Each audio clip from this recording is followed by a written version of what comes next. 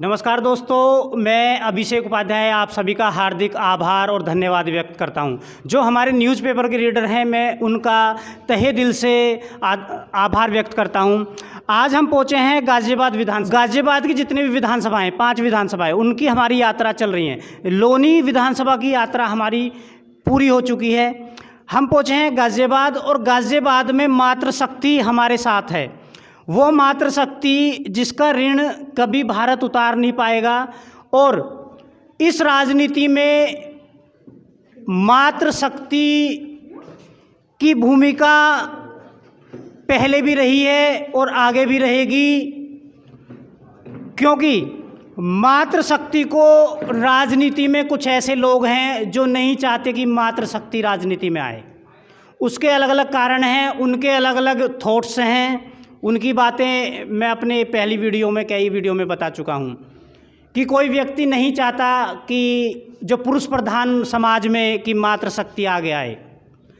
आज हम पहुँचे हैं गाज़ियाबाद और गाज़ियाबाद में ये सपा पार्टी का जिला कार्यालय है और जिला कार्यालय में आज मेरे साथ हैं रितु खन्ना जी, जो प्रदेश सचिव बनाई गई हैं, और माननीय अखिलेश जी जो पार्टी के अध्यक्ष हैं, उन्होंने रितु खन्ना जी को प्रदेश सचिव का जो जिम्मेदारी है, पद हम नहीं कहेंगे, हम पद कहते भी नहीं हैं, हम जिम्मेदारी कहते हैं, जिम्मेदारी दी गई है। रितु जी से जानेंगे कि उनका अनुभव कैसा रहा और राजनीति में आने का कारण, और सबसे बड़ी बात सपा ज्वाइन उन्होंने की है, उसके बारे में जानेंगे कि यही पार्टी क्यों। जी नमस्कार।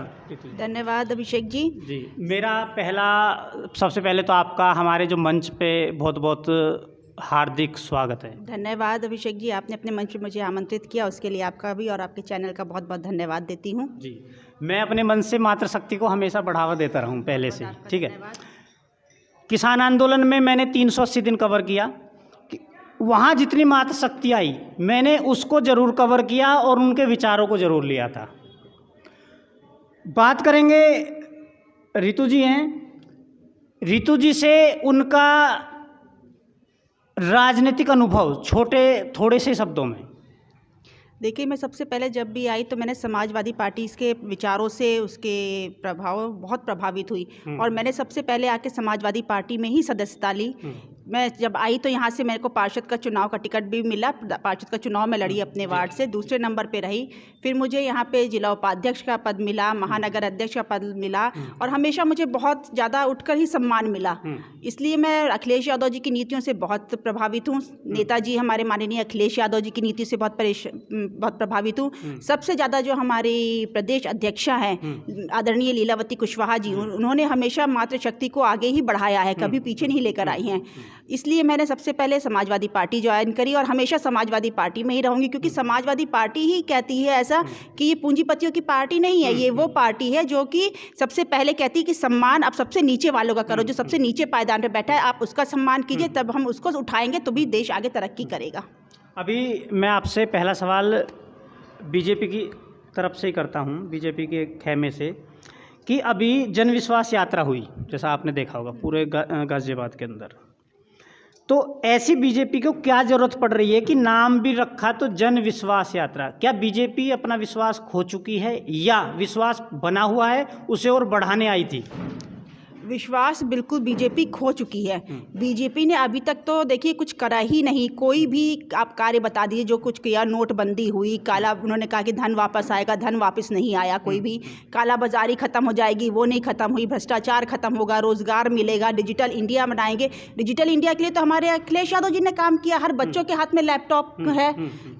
और बताइए, आप कह रहे कि जो है हम निर्माण कराएंगे, आप और कहीं तो छोड़ दीजिए, आप गाज़ियाबाद से चलकर ही तो आए होंगे। कितने खड्डे हैं, जबकि यहाँ पे सारा पार्षद उनका, नगर निगम में मेयर उनकी, उनके विधायक, उसके बावजूद एक कार्य नहीं हुआ है गाज़ियाबाद में। एक ईंटे का शिलान्यास मुझे बता दे आके कि यहाँ के विधायक और यहाँ के पार्षद, यहाँ के मंत्री, कि हाँ ये ईंटा हमारे द्वारा रखा गया है।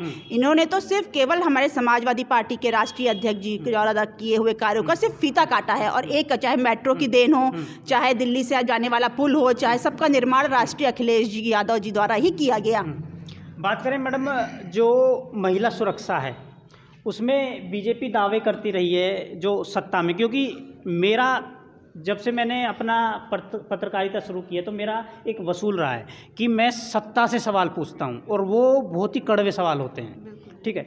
तो महिला सुरक्षा के दावे भरती है बीजेपी, लेकिन कहीं ना कहीं कुछ हादसे होते रहते हैं। बलात्कार की बहुत सारे केस हुए हैं, छेड़छाड़ के मामले, गाज़ियाबाद की बात करें तो गाज़ियाबाद भी छेड़छाड़ के मामले में बहुत आगे है। तो आपके विचार जानना चाहेंगे। बिल्कुल भी बीजेपी फेल है महिला सुरक्षा के लिए। आप देखिए कई तो स्ट्रीट लाइट ऐसी हैं जहाँ पे लाइट ही नहीं जलती, इतना अंधेरा है कि आप 7-8 बजे के बाद हमारी महिलाएं वहाँ से गुजर नहीं सकती। और तो आप किसी की बात क्या करिए, जहाँ जीडीए का ऑफिस है वहाँ पे देखिए आप, एक भी स्ट्रीट लाइट नहीं जल रही वहाँ पे इतनी पटरी वाले आगे बैठे हुए हैं, रात में कोकीन शराब सब बैठे पी रहे हैं, पुलिस वहीं खड़ी है। आप 6-7 बजे के बाद किसी दिन मैं आपको इत्तला देती हूँ, आप वहाँ पे गुजर के दिखाइएगा, उस पटरी से आप गुजर नहीं सकते, महिलाएं कैसे गुजरेंगी।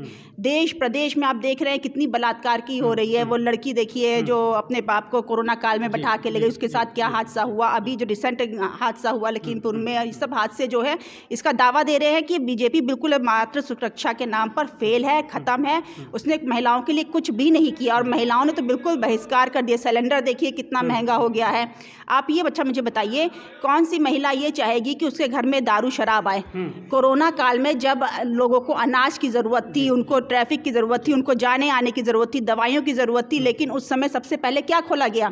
शराब का ठेका खोला गया। कितनी गलत बात है ये। जब जिस देश को भुखमरी चल रही है, जिस देश में महामारी फैली हुई है, वहाँ पे शराब का ठेका पहला खोल दिया गया। तो बीजेपी अपने दावों में बिल्कुल खोखली। बात करें जैसे कि आपके संज्ञान में भी है, किसान आंदोलन हुआ जी। किसान आंदोलन के जो बिल थे वो केंद्र सरकार ने जल्दबाजी की है या ठीक निर्णय लिया है, या चुनाव उत्तर प्रदेश में था उस जल्दबाजी में वो कानून वापसी लिए हैं? आपके विचार जानना चाहेंगे। बिना सोची समझी ही सारी स्कीम थी, जैसे नोटबंदी थी, ये भी ऐसे ही था। अब चुनाव सर पे था, तो ये 1 साल से देखिए धरने में बैठे, इनको कहाँ होश आ रहा। तब तो कह रहे थे पाखंडी हैं, ये हैं, ये तो जो है बस जब उन्होंने देखा कि अब चुनाव सर पे है, कोई रास्ता नज़र नहीं आ रहा है, तो ये उन्होंने जल्दबाजी में वापस ले लिया। कुछ और थोड़ी ना, ये तो सिर्फ एक दिखावा है। जैसे ये सत्ता में आएंगे फिर यही चीज़ शुरू हो जाएंगी।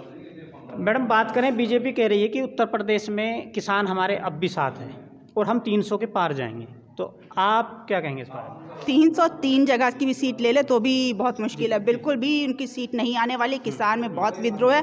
मुख्यमंत्री जी जब आए, आप देखिए सब बागपत वगैरह, शामली वगैरह में सब जगह खटाई लगा के उन्होंने उनको अंदर नहीं घुसने दिया, वहीं से भगा दिया।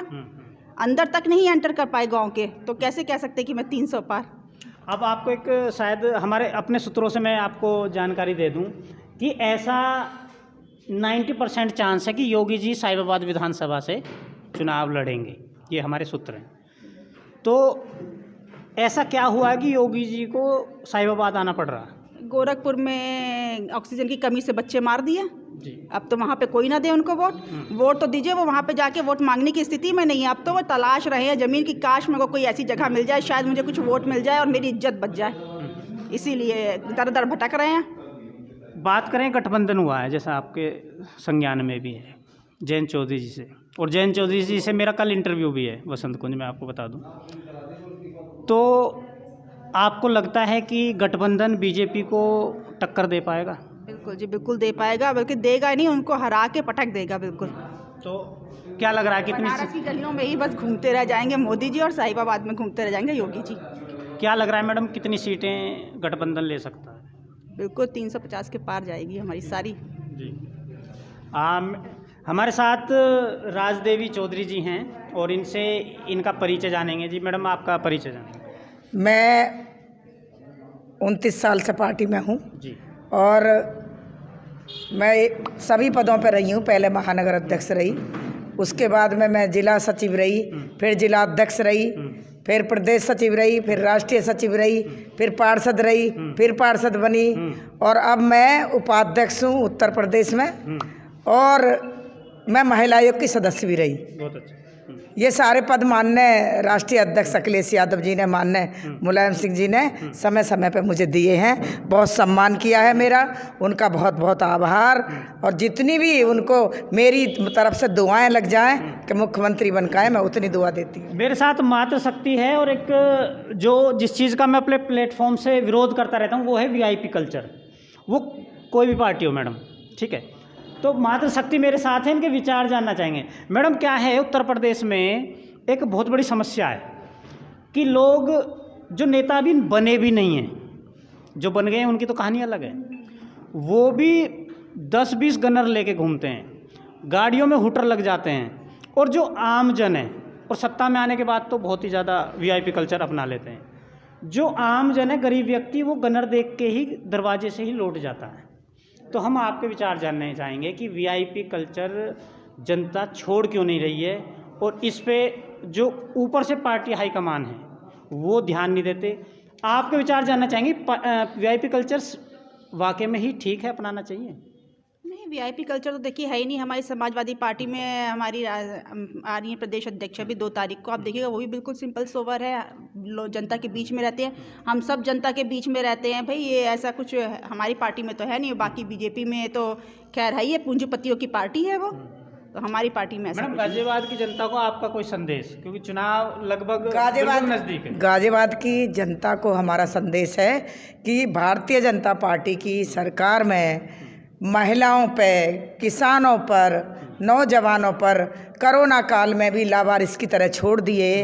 ऐसा समय अब आया है बदला लेने का। मैं समझती हूँ वोट के माध्यम से बदला लिया जाए और माननीय अखिलेश यादव जी को साइकिल वाले खाने पर बटन दबा के भेजा जाए, मुख्यमंत्री बनाया जाए।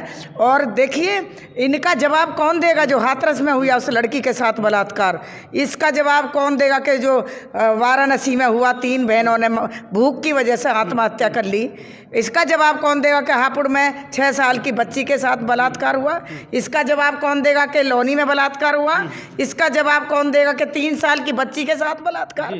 ऐसी सरकार योगी जी को भाई सरकार चलानी नहीं आ रही है। और एक चीज़ मैं आपको और बताती हूँ कि नशा कैसा ही भी हो उतर जाता है, रात कैसी हो कट जाती है, दिन कैसा हो गुजर जाता है। और योगी जी सुल्फे का गांजा का नशा कैसा ही भी हो उतर जाता है, जनता उतारेगी इस नशे को। अब तो आपके पड़ोस में ही आ जाए। आज मैं बता रही, और सुनिए आप कह रहे हैं साहिबाबाद में आ रहे हैं, साहिबाबाद मेरा क्षेत्र है, मैं उस विधानसभा में रहती हूँ। मैं बताना चाहती हूँ साहिबाबाद औकात बताकर भेजेगा। जो नशा है ये मुख्यमंत्री, साहिबाबाद तो मैडम बताया जाता है कि बीजेपी का गढ़ है।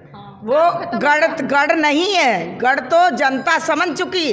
जब ऑक्सीजन के लिए महिलाओं को अपने पति को सांस देनी पड़ रही है ऑक्सीजन के लिए, ऐसा गढ़ है। जो महिलाओं को ऑक्सीजन के लिए इधर उधर भटकना पड़ रहा, ऐसा गढ़ है। महिलाओं के रोज बलात्कार हो रहे हैं, ऐसा गढ़ है। महिलाओं के घर डकैती पड़ रही है, ऐसा गढ़ है। महिलाओं के मोबाइल छीने जा रहे हैं, ऐसा गढ़ है। बताइए कौन सा गढ़ है? मैडम है हमारे साथ, 1 मिनट वापसी आपके पास आऊँगा, आशा सचदेवा जी। मैडम आपसे जानना चाहेंगे कि आप जिला सचिव हैं, आपसे जानना चाहेंगे कि जो सरकारें महिला सुरक्षा के लिए काम करती हैं, वो दम भरती हैं, तो क्या वाकई में ही बीजेपी महिला सुरक्षा के जो कसौटी है उस पर खरी उतरी है? दूसरा एक चीज़ और जानना चाहेंगे कि गाज़ियाबाद में जो छेड़छाड़ के मामले हैं और भी बहुत सारी प्रॉब्लम्स हैं, महिलाओं की दिक्कतें हैं, तो अगर हम बात करें कि सपा ही आ जाती है अब की बार, तो महिला क्या अपने आप को सुरक्षित समझे? बिल्कुल समझेंगी, सुरक्षित समझेंगी। जब से बीजेपी की सरकार आई है तब से बताइए कितने रेप बढ़ गए हैं, आए दिन बलात्कार हो रहे हैं। और ये सरकार क्या उन बलात्कारी को कभी सज़ा देती है? कोई सज़ा नहीं मिलती।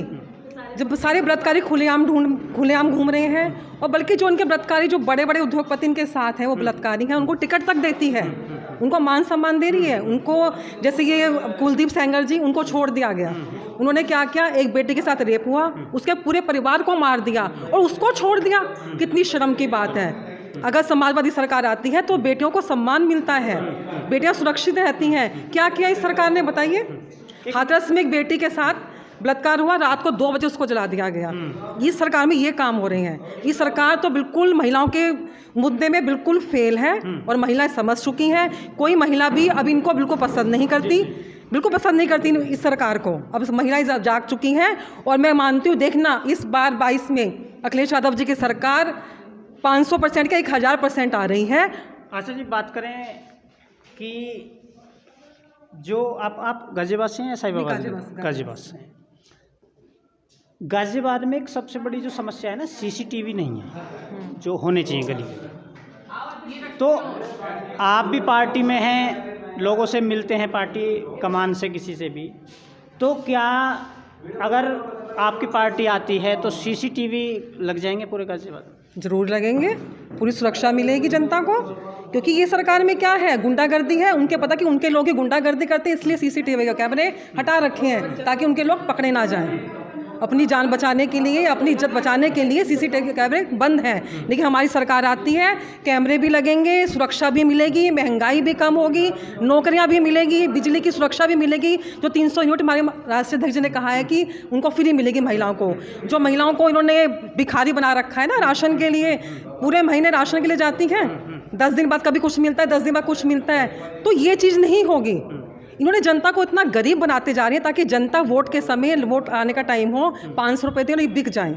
ये सरकार ये चाहती है। वापस आऊँगा एक क्वेश्चन आपके लिए मैंने क्वेश्चन रख लिया है माइंड में। मधु चौधरी जी हमारे साथ हैं, इनका परिचय जानना चाहेंगे जी। मधु चौधरी। मेरा नाम मधु चौधरी है और मैं 92 से समाजवादी पार्टी में हूँ। जितनी पुरानी महिलाएं वो मेरी जोड़ी हुई हैं और मैंने सारे पदों पर रह के काम करा है। अब इस टाइम मैं विशेष आमंत्रित सदस्य भैया की कमेटी में हूँ। ओके, बहुत अच्छा। मैडम, बात करेंगे महंगाई की। पहले करीब 100% महंगाई बढ़ गई। 95 रुपये का सरसों का तेल था 1 लीटर, अब वो 190 हो गया। लगभग 100% महंगाई, आप कह सकते हो 100% ही बढ़ गई। जो खाद थे किसान यूज़ करता था, जो देश का अन्नदाता है, वो खाद की कीमत 30% बढ़ा दी गई, जबकि उस पे तो महंगाई होनी नहीं चाहिए खाद पे। तो आपके विचार जानना चाहेंगे। देखिए, महंगाई की बात है, मैं किसान की बेटी हूँ। मुरादनगर में ही मेरी पापा की खेती बाड़ी भी है जी। और खाद तो आप पूछो मत, खाद तो किसानों को मिलता नहीं है। ये कहने की बात है कि महंगाई तो इतनी ज़्यादा खाद पे कर दी है, और वो भी जिस टाइम खाद की ज़रूरत होती है उन्हें खाद नहीं प्राप्त होता है। दूसरे नंबर पे जो एक बिजली से ट्यूबवेल चलाते थे अपना, वो ट्यूबवेल भी बंद कर दिए गए हैं। और पहले तो कह दिया गया किसानों के लिए कि आपको फ्री बिजली है, उसके बाद उससे दुगना मतलब है पैसे लेने शुरू कर दिए, तो उससे किसान तो ख़त्म हो ही जाएगा। पहले आपने फ्री बांट दिया, फिर आप उसका बना के भेज रहे हैं वहाँ पे। मैडम, बात करें, आप किसान की बेटी हैं और किसानों के बीच रहती भी हैं, तो क्या बीजेपी कह रही है किसान आज भी हमारे साथ है? जो उनकी मांगें थी वो हमने मान ली, और आधा जो किसान था वो तो हमारे साथ पहले से ही था, ठीक है। जो कुछ किसान थे वो भी हमने अपने साथ कर लिए, जो इनके कानून वापसी करके। तो क्या वाकई में ही किसान बीजेपी के साथ चला जाएगा जैसा कि बीजेपी कह रही है? आपको एक बात बताऊं कि किसानों के साथ जो इन्होंने मजाक करा एक बहुत बड़ा, सबसे पहली बात तो किसानों की मौत जो हुई, उसके बाद में जब देख लिया इलेक्शन आ गए और हमें गांव में नहीं घुसने दिया जा रहा है, तब इन्होंने वो काले कानून वापस लेने की घोषणा करी। मैं ये पूछना चाहती हूँ, किसान आपके साथ क्यों होगा?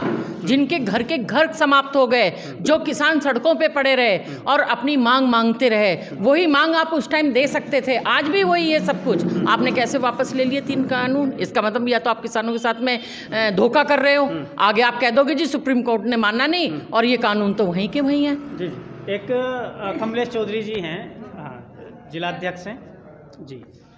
मैडम, आपसे जानना चाहेंगे कि 750 किसान जो है वो, खुद मैंने एक किसान को कवर किया जो टॉयलेट में उनकी डेड बॉडी लटकी हुई मिली थी, और भी बहुत लोगों को हमने दिखाया, लेकिन बीच जो केंद्र सरकार है वो कहती है कि किसान मरे ही नहीं, हमारे पास कोई आंकड़ा नहीं है। और 750 किसान का जो मुआवजा है उसके लिए अभी कोई उन्होंने हामी भरी नहीं है, क्योंकि अभी तो वो आंकड़े नहीं मान रहे, कह रहे हैं कोई किसान मरा ही नहीं है। तो आपके विचार जानना चाहेंगे। इनके जितनी झूठी सरकार कोई है ही नहीं, अभी तक बनी ही नहीं थी। जितने इन्होंने कौन सा इन्होंने सच बोला बताओ? जो हमारे पूर्व मुख्यमंत्री ने, अखिलेश यादव ने जो भी योजना काटी, सब इन्होंने ख़त्म कर दी। और अपनी पे ये राशन कार्ड, उस पर भी जो है मतलब गेहूँ दे रहे हैं, लेडीज़ों को गेहूँ में भका रहे हैं, गेहूँ से ही गुजारा थोड़ी है। उन पे ही अपने फोटो लगा लगा के दे रही हैं हैं। और जो काम करे जिसने उनके काम पे इन्होंने पित्ते काट रहे हैं। इनके जितनी झूठी सरकार कहीं भी नहीं है। मैडम बात करें अब आम आदमी पार्टी भी मैदान में आ गई उत्तर प्रदेश में, सभी राज्यों में कूदी है, लेकिन खासकर उत्तर प्रदेश की बात करेंगे क्योंकि जो बड़ी गद्दी का रास्ता है वो तो उत्तर प्रदेश से जाता है, तो उत्तर प्रदेश में आना पड़ेगा। अब उन्होंने फ्री की बहुत सारी बातें की हैं, जो दिल्ली में सेवाएं फ्री हैं वही हम उत्तर प्रदेश में कर देंगे। तो कहीं आम आदमी पार्टी का नुकसान सपा या बीजेपी को होने वाला, वो वोट बैंक खींचेंगे अपनी तरफ? तो हमें तो अपनी समाजवादी पार्टी से मतलब है ना। जो हमारी समाजवादी पार्टी ने काम करे वो ना तो ये कर सकते, और बीजेपी ने तो कोई काम करे ही नहीं है। नहीं, फ्री का कुछ असर हो सकता है कि जनता फ्री का असर रहेगा है? हाँ, 300 रीडिंग फ्री है, जो आपने भी बोला है। हाँ 300 रीडिंग फ्री है हमारी पहली मीटिंग पे ही। अखिलेश यादव जो है मतलब मुख्यमंत्री बनेंगे तो जो है पहली मीटिंग पे ही 300 रीडिंग फ्री है। मैडम का परिचय जानना चाहेंगे? किरण कालिया, इसमें लिखा है महानगर। जी हैं, महानगर अध्यक्ष हैं किरण कालिया जी। बाकी मैं एक एक, क्योंकि कैंडिडेट बहुत हैं और मात्र शक्ति हैं, इनका 1 बाय 1 भी मैं इंटरव्यू अपने चैनल पे लूँगा, 1 बाय 1 इनसे मुलाकात करूँगा और दमदार इंटरव्यू जैसा मैं करता हूँ ऐसा सबसे विचार लेंगे 1 बाय 1। मैं कभी मौका मिला तो इनके रेजिडेंस या ऑफिस जो भी होगा वहाँ पे पहुँच के और सबका अलग अलग मैं विचार लूँगा। मैडम सबसे बड़ी जो बात है वो उभर के आई है बार बार महंगाई की। तो एक महिला होने के नाते क्या महंगाई वाकई में ही कम है जैसा बीजेपी कह रही है, कि कुछ लोग हैं जो जनता को बरगला रहे हैं? महंगाई तो है ही नहीं। महंगाई क्यों नहीं है भैया, ये बीजेपी सरकार ने इतनी महंगाई बढ़ाई है कि शायद ही किसी और सरकार में महंगाई बढ़ी हो। आप ये देख लीजिए कहाँ है ना सिलेंडर का रेट था और कहाँ पहुँचा है और राशन वगैरह पे आप किसी भी महंगाई कहाँ नहीं इन्होंने करी है। पेट्रोल, अगर हम कोई सब्जी लेने जाते हैं, घर का राशन लेने जाता है तो पेट्रोल के दाम क्या इतने ही थे जितने इन्होंने कर दिए। तो महंगाई इन्होंने बढ़ाई है कि कम करी है? मैं तो कहती हूँ कि महिलाओं की रसोई जो चलाना आज महिलाओं को भारी पड़ा है। बीजेपी ने इतना परेशान महिलाओं को किया है, इस सरकार ने इतना परेशान किया है कि आज की जो महिलाएं हैं अपनी रसोई अपना घर नहीं चला पा रही हैं। मैडम का परिचय जानना चाहेंगे एक बार? जी, मेरा नाम शाहीन खान है, मैं जी एडवोकेट हूँ। बहुत अच्छा शाहीन खान जी, आप मिले। आपसे पहला मेरा जो पहला ही सवाल है वो मुस्लिम वोटर से ही है, क्योंकि आपको पता है उत्तर प्रदेश में जातीय समीकरण पे वोट होता है। और जैसा कि अभी एक बीजेपी के बहुत बड़े मंत्री हैं, उन्होंने एक बयान दिया कि अयोध्या में निर्माण जारी है और मथुरा की बारी है। तो इसमें आपके विचार जानना चाहेंगे। सर देखिए, ये जो बीजेपी है ये सिर्फ एक धर्म की राजनीति कर रही है और जो कि ये ख़त्म होनी चाहिए, क्योंकि हिंदुस्तान जो है ये पूरे मतलब प्रजातंत्र है, ना कि ये सिर्फ एक कम्युनलिज्म को बनाया जाए इसे। और हमारे जो माननीय अखिलेश जी हैं, ये इनकी नीति जो है सर्वधर्म समभाव की है और जिससे हम बहुत प्रभावित हैं। और हम तो यही चाहेंगे कि समाजवादी पार्टी का मोस्ट वेलकम होना चाहिए गाजियाबाद। एक बार मातृ शक्ति की थोड़ी सी ताकत भी देखना चाहेंगे कि आवाज़ में कितनी ताकत है। जी, समाजवादी पार्टी जिंदाबाद, अखिलेश यादव जिंदाबाद, जो हमसे टकराएगा हो जाएगा। अखिलेश तुम संघर्ष करो, अखिलेश तुम संघर्ष करो, हमारे साथ हैं। समाजवादी पार्टी जिंदाबाद, अखिलेश भैया जिंदाबाद, महिला शक्ति जिंदाबाद, महिला शक्ति जिंदाबाद, अखिलेश यादव, समाजवादी पार्टी, मुलायम सिंह यादव, महिला शक्ति। अब आवाज मेरी निकलेगी। समाजवादी पार्टी, समाजवादी पार्टी, समाजवादी पार्टी, मुलायम सिंह यादव, अखिलेश यादव, महिला सभा। अपने में बोली नहीं महिला सभा में। समाजवादी पार्टी एक मैडम का सम्मान तो करते रहेंगे, मेरा एक आशा सचदेवा जी से जो क्वेश्चन रह गया था वो मैं पूछना चाह रहा हूँ। मैडम, बात करें गाज़ियाबाद की। गाज़ियाबाद में 5 विधानसभाएं हैं और देहात भी बहुत है, तो आप लोगों की तरफ से कोई ऐसा कार्य महिलाओं की तरफ से किया जा रहा है जो देहात की महिलाएं हैं, बेटियां हैं, कि उन तक पहुंचने की कोई कोशिश की जा रही हो, उनकी समस्याएं सुनने की कोशिश की जाए, ऐसा मेरा मानना है। तो आपके विचार जानना चाहिए। हाँ, समस्याएं सुनने जाते हैं हम लोग और महिलाएं जाएंगी।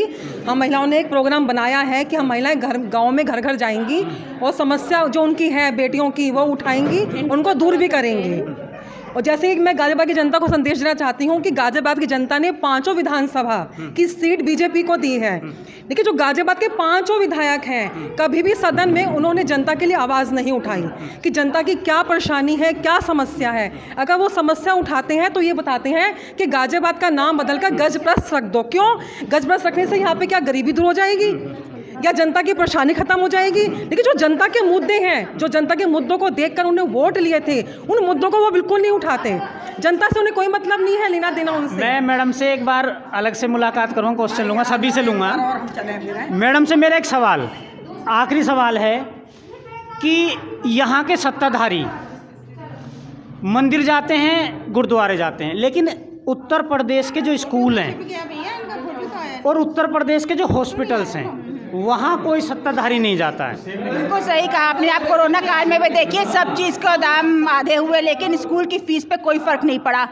स्कूल की फ़ीस एज इट इज़ जारी है, कोई स्कूलों की शिक्षा की तरफ ध्यान ही नहीं दे रहा है, सब चीज़ ऑनलाइन। मैडम, मैं सरकारी स्कूलों की बात, जिनकी स्थिति बहुत ही ख़राब है, बिल्कुल भी कोई नहीं जा रहा। इस समय सत्ताधारी पार्टी बिल्कुल नहीं जा रही, लेकिन हमारी पार्टी फिर भी, जब भी ये स्कूल का मुद्दा हुआ था तब हम लोग ने सब सारी महिलाओं ने वहाँ पे धरना भी दिया था, फीस माफ़ी की भी आवाज़ उठाई थी, लेकिन इसका जो हमारी भाजपा है उसके कानों में जू तक नहीं रहेंगी। मैडम, इतना दिन हो गया जब ये सत्ता में आए थे, इन्होंने बोला था कि हम स्कूल और हॉस्पिटल्स की तस्वीर बदल देंगे, लेकिन आज भी अगर आप सरकारी स्कूल जो गाँवों में हैं जाके देखेंगे स्थिति बड़ी ख़राब है। रोज़गार के मामले में शिक्षा मित्र जो अखिलेश जी के टाइम में लगे थे उनको भी इन्होंने आके शिक्षा मित्रों को भी हटा दिया। 1.5 लाख, करीब 5,500 शिक्षा मित्र आत्महत्या कर चुका है। तो आपके विचार जानना चाहेंगे कि मंदिर जाते हैं, गुरुद्वारा जाते हैं, हॉस्पिटल और स्कूल नहीं जाते। देखिए, इन्होंने हमेशा मंदिर और मस्जिद के नाम पर ही वोट ली हैं और स्कूल से इनका कोई लेना देना नहीं है और ना ही किसी के जो समाज सेवा है ना उससे कोई इनका मतलब है। इनको खाली अब आने वाले चुनाव में, जैसे कि अभी लाल टोपी का मुद्दा माननीय प्रधानमंत्री जी ने उठाया है, कितने दुख की बात है कि उत्तर प्रदेश के चुनाव में माननीय मोदी जी को कूदना पड़ रहा है। मुझे लगता है कि बुरी तरह घबरा गए लाल टोपी से। लाल टोपी खुशहाली का रंग है। लाल टोपी, हमारी बहनें जो हैं वो बिंदिया लगाती हैं, लाल लाल चूड़ी पहनती हैं, माता रानी को चुन्नी चढ़ाती हैं, और जो इन्होंने एक सिलेंडर दिया था जो अब खाली पड़ा रहता है वो सिलेंडर का भी रंग लाल है। तो ये किस चीज़ की लाल रंग का विरोध कर रहे हैं? कुछ नहीं, पूरी तरह माननीय राष्ट्रीय अध्यक्ष अखिलेश यादव जी से डर गए हैं। अभी जो आपने किसानों की बात की थी, किसानों के लिए भी कुछ नहीं कर रहे हैं। ये इन्होंने बेवकूफ़ बनाया किसानों को, और किसान पूरी तरह समझ चुका है। किसान के जो खाद के कट्टे पर महंगाई है, 5 किलो जो कट्टा है वो और कम कर दिया खाद का। और लखीमपुर खीरी में जो उनके मंत्री ने किसानों को कुचला था, वो बेचारे आसानी से जा रहे थे और उन बरगराने का काम भी। अजय मिश्र टेनी की बात कर रही है मैडम। अजय मिश्र टेनी को अभी तक बर्खास्त नहीं किया गया, जिसकी मांग हम बार बार कर रहे हैं कि ऐसे व्यक्ति को बर्खास्त किया जाए। बात पूरी नहीं हुई है। उन्होंने पहले उनको उकसाया, किसानों को कहा कि मैं किसानों को देख लूँगा, मैं कोई एमपी नहीं हूँ, मैं कोई विधायक नहीं हूँ, मैं एक दिन में यूँ चुटकियों में देख लूँगा।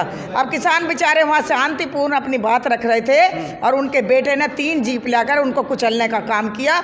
वह 8 लोगों की हत्या हुई। और जो बात करते हैं महिलाओं के सम्मान की, मैं आपको बताऊं कि जो माननीय अखिलेश यादव जी ने जो राशन कार्ड बना था, मैं आपको रोकना चाहूँगा, वीडियो लंबी हो जाएगी। आपकी आवाज़ में बहुत दम है और मैं आपके विचार भी हैं। मैं आपसे स्पेशल मुलाकात करूँगा जल्दी, दो चार दिन में। कल तो मेरा जयंत चौधरी जी से इंटरव्यू है। जी और मैं मात्र शक्ति का धन्यवाद करता हूँ और सबके विचार लिए जाएंगे, 1 बाय 1 लिए जाएंगे, क्योंकि अभी मैं गाज़ियाबाद विधानसभा ही रहूँगा और मेरे जो दौरे हैं वो चलते रहेंगे उत्तर प्रदेश के अंदर, और देखते हैं ऊँट किस करवट बैठता है। आप सभी का बहुत बहुत धन्यवाद।